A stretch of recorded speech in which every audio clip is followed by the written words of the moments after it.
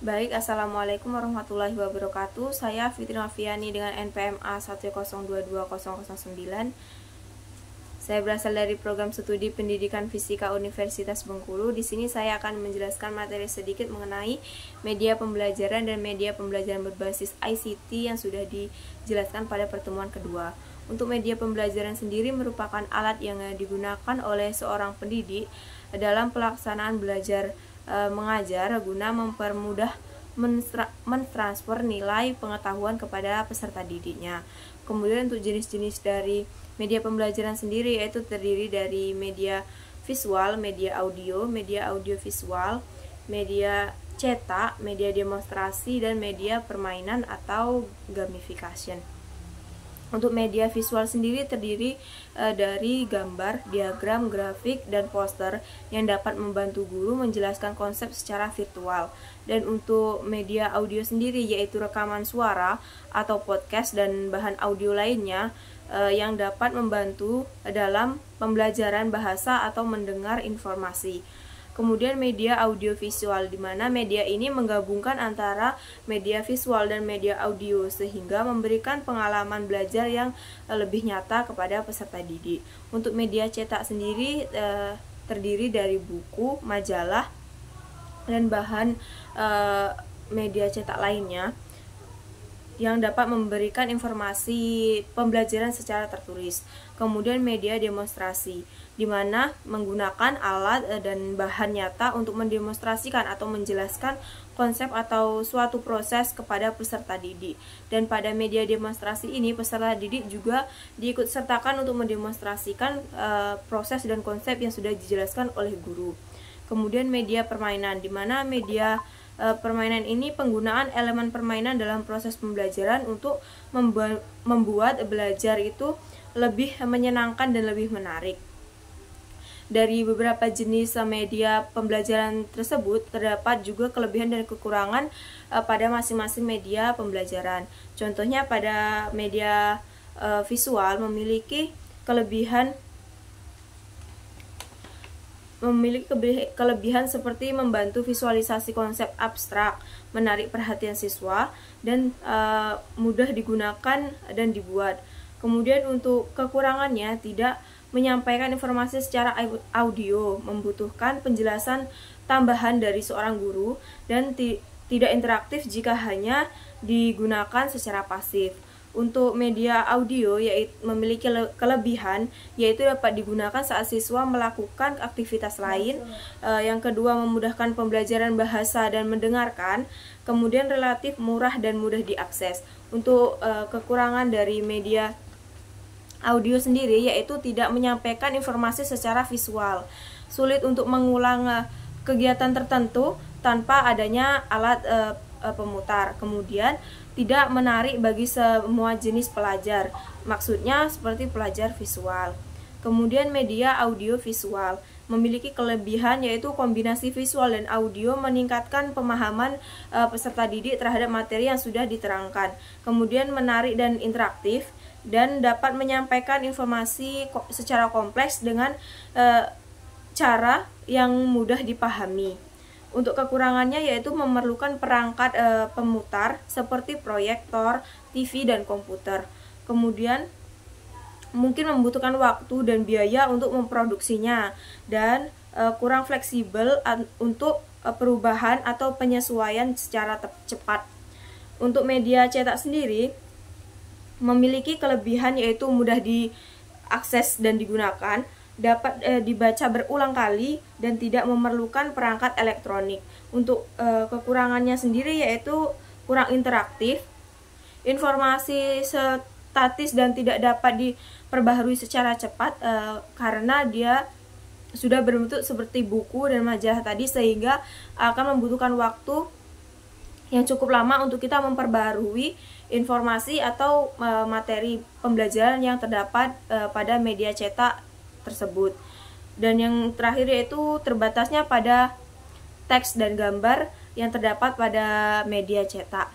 Kemudian media demonstrasi memiliki kelebihan seperti menyediakan contoh nyata dan praktis, membantu siswa memahami proses dan konsep secara kompleks dan interaktif dan menarik perhatian siswa dalam melakukan suatu demonstrasi pelajaran.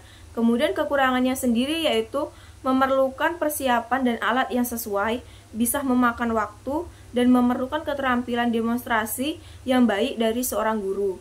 Kemudian untuk media permainan atau gamification tadi memiliki kelebihan yaitu meningkatkan motivasi dan keterlibatan siswa, memfasilitasi pembelajaran melalui pengalaman secara langsung, dan mengembangkan keterampilan sosial dan kerja tim.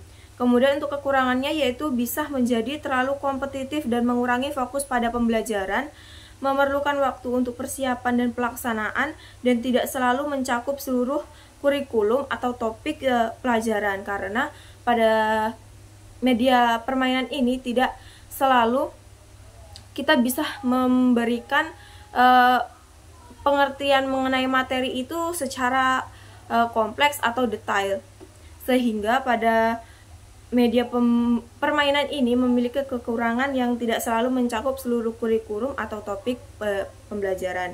Untuk manfaatnya sendiri ada dua. Untuk manfaat media pembelajaran ini ada manfaat bagi guru, yaitu yang pertama membantu menarik perhatian dan memotivasi siswa untuk belajar. Yang kedua memiliki pedoman, arah dan urutan pengajaran yang sistematis dan membantu kecermatan dan ketelitian dalam penyajian materi pelajaran. Kemudian membantu penyajian materi lebih konkret. Yang kelima itu memiliki variasi metode dan media yang digunakan dan menciptakan suasana belajar yang menyenangkan tanpa adanya tekanan. Kemudian manfaat media pembelajaran bagi siswa itu yang pertama merangsang rasa ingin tahu siswa terhadap belajar dan memotivasi siswa untuk belajar baik di kelas maupun belajar secara mandiri. Kemudian memudahkan siswa memahami materi pelajaran karena adanya bantuan dari media pembelajaran. Kemudian yang keempat itu memberikan suasana yang menyenangkan karena dengan adanya media pembelajaran tersebut maka siswa akan lebih termotivasi dan tidak ada tekanan karena adanya media pembelajaran yang interaktif yang digunakan oleh guru. Yang kelima yaitu memberikan siswa kesadaran memilih media pembelajaran yang terbaik. Kemudian itu juga ada mengenai media pembelajaran berbasis ICT atau Information and Communication Technology, di mana media pembelajaran berbasis ICT ini merupakan alat bantu yang berperan penting dalam proses belajar mengajar baik di dalam kelas maupun di luar kelas. Dan media pembelajaran berbasis ICT ini juga dapat digunakan untuk mendukung pelaksanaan tugas mahasiswa. Perangkat ICT yang dimaksud dalam konteks ini meliputi seperti ponsel atau handphone, laptop, komputer, proyektor LCD, dan akses internet. Kemudian jenis-jenis dari media pembelajaran berbasis ICT ini sendiri yaitu terdiri dari satu, multimedia interaktif, di mana multimedia interaktif ini adalah media pembelajaran yang mengkombinasikan berbagai media seperti teks, gambar, suara, animasi, video, dan lainnya untuk menyampaikan peran pembelajaran. Contohnya pada Smart Notebook dan Adobe Activity. Yang kedua yaitu digital video dan animasi, di mana pembelajaran seperti ini dapat mendekatkan siswa untuk memahami penjelasan guru karena ada gambar yang ditampilkan. Kemudian yang ketiga yaitu podcast atau play on demand and broadcast, adalah sebuah media digital yang tersedia dalam bentuk rekaman audio yang dapat didengar oleh banyak orang secara terbuka, atau kita bisa bebas mendengarkannya. Yang keempat itu ada augmented reality atau AR, adalah sebuah teknologi yang merupakan gabungan dari benda maya 2 atau 3 dimensi dengan lingkungan nyata, sehingga media pembelajaran ini memungkinkan guru untuk memvisualisasikan konsep yang abstrak secara real time. Yang kelima yaitu ada virtual reality atau VR.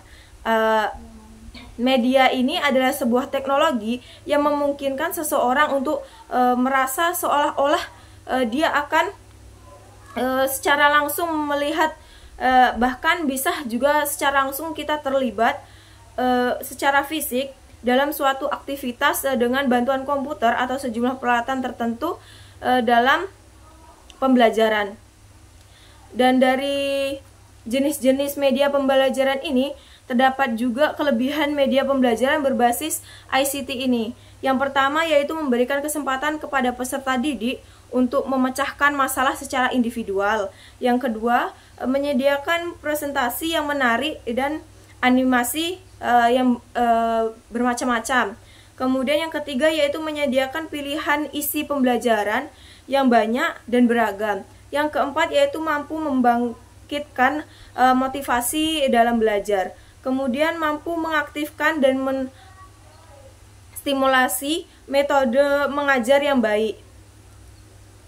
Yang keenam yaitu meningkatkan pengembangan pemahaman peserta didik terhadap materi yang disajikan oleh guru. Dan untuk kekurangan dari media pembelajaran berbasis ICT ini sendiri terdiri dari yang pertama itu hanya aktif jika digunakan oleh satu orang atau sekelompok kecil, sehingga sulit untuk kelompok yang cukup luas itu menggunakan media pembelajaran ICT ini. Untuk yang kedua itu, jika keterampilan fisik isi pembelajaran tidak dirancang dengan baik atau hanya merupakan tampilan seperti pada buku teks, pembelajaran melalui media komputer tidak akan mampu meningkatkan motivasi belajar siswa, atau siswa akan merasa cepat bosan karena terlalu monotonnya suatu animasi atau kegiatan yang ditayangkan oleh media pembelajaran berbasis ICT ini, sehingga siswa akan merasa bosan dengan media pembelajaran yang hanya monoton pada satu materi saja, atau terlalu banyaknya hal-hal yang dimasukkan pada media pembelajaran tersebut. Yang ketiga yaitu guru yang tidak memahami aplikasi program komputer tidak dapat merancang pembelajaran lewat media komputer. Sehingga pada media pembelajaran berbasis ICT ini tidak hanya kemampuan murid yang diinginkan oleh seorang guru, tetapi guru juga harus meningkatkan kemampuan mereka dalam menggunakan program yang terdapat pada komputer yang akan digunakan sebagai bahan atau media pembelajaran yang akan disampaikan kepada siswa. Untuk manfaat dari media pembelajaran berbasis ICT ini sendiri dapat terjadi dua kemungkinan, yaitu pada guru dan pada siswa. Untuk manfaat media pembelajaran berbasis ICT bagi guru yaitu yang pertama meningkatkan efektivitas pelajaran, yang kedua efisiensi waktu dan tenaga, yang ketiga kolaborasi dan komunikasi yang akan menjadi lebih baik, dan yang keempat yaitu pengembangan yang profesional. Kemudian terdapat juga manfaat media pembelajaran berbasis ICT bagi siswa. Yang pertama yaitu pembelajaran yang lebih interaktif dan menarik. Yang kedua akses ke sumber daya belajar yang lebih luas, karena kita menggunakan media berbasis internet, sehingga kita siswa bisa mengakses sumber belajar atau sumber daya belajar itu secara luas melalui internet. Kemudian pembelajaran mandiri dan fleksibilitas belajar. Yang keempat yaitu keterampilan digital dan teknologi bagi siswa. Dan yang kelima yaitu meningkatkan kolaborasi dan komunikasi yang lebih baik bagi siswa. Sekian dari saya akhiri. Wassalamualaikum warahmatullahi wabarakatuh.